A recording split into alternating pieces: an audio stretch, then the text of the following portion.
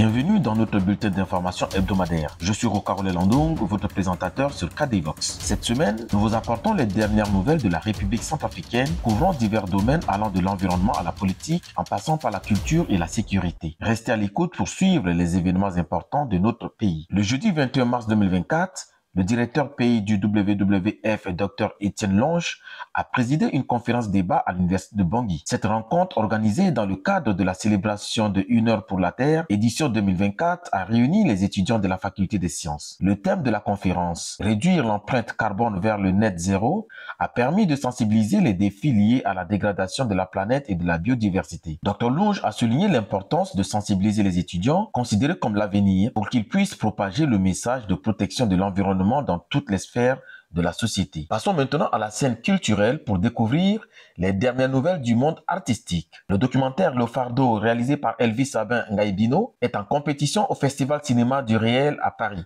Il explore les défis et les stigmates associés au VIH en Centrafrique. Le film met en lumière la vie de Rodrigue et Ren, un couple confronté à la maladie et à la stigmatisation qui en découle. Le réalisateur Elvis Sabin Ngaïbino cherche à briser les illusions et les stigmatisations entourant le VIH-Sida, offrant une perspective humaine sur les personnes touchées par la maladie. Toujours dans la rubrique agriculture, le cinéma de Rafiki Fariala, malgré la répression politique, le réalisateur Rafiki continue de défendre la liberté d'expression à travers son documentaire « Nous étudiants ».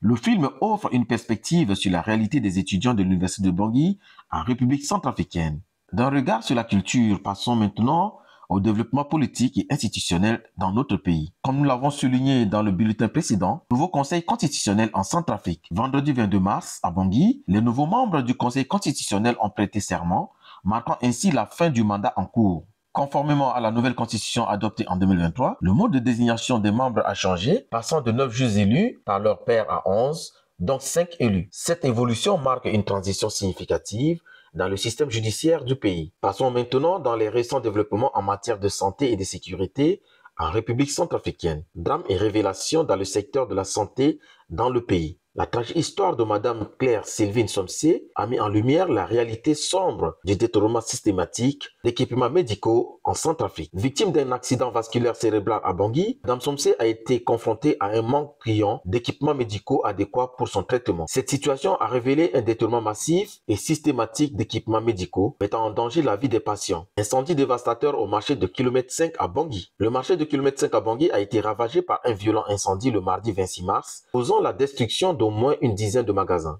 Les premières constatations indiquent que le feu a pris naissance dans une boutique avant de se propager aux autres. Les pertes matérielles sont estimées à plus d'1 milliard de francs CFA, selon plusieurs témoins. Examinons maintenant les dernières nouvelles sur le front des conflits et de la sécurité en République centrafricaine. Déploiement d'instructeurs russes à Obo dans le sud-est de la RCA. Le gouvernement a confirmé le déploiement d'un groupe d'instructeurs russes à Obo dans la province de Ombomu. Cette décision intervient dans un contexte de tension entre une milice locale dite Azandé et les rebelles de l'UPC. Les instructeurs russes ont pour mission de soutenir les forces armées centrafricaines FACA dans une mission de maintien de la paix. Passons maintenant au récent développement dans le domaine des affaires et de la justice en République centrafricaine. Soupçon d'espionnage, un homme d'affaires gabonais détenu à Bangui. Ismaël Anyagano, un homme d'affaires gabonais résident à Bangui, est détenu à l'OCRB sans qu'aucune raison officielle. Ismaëlo Anyagano, je reprends.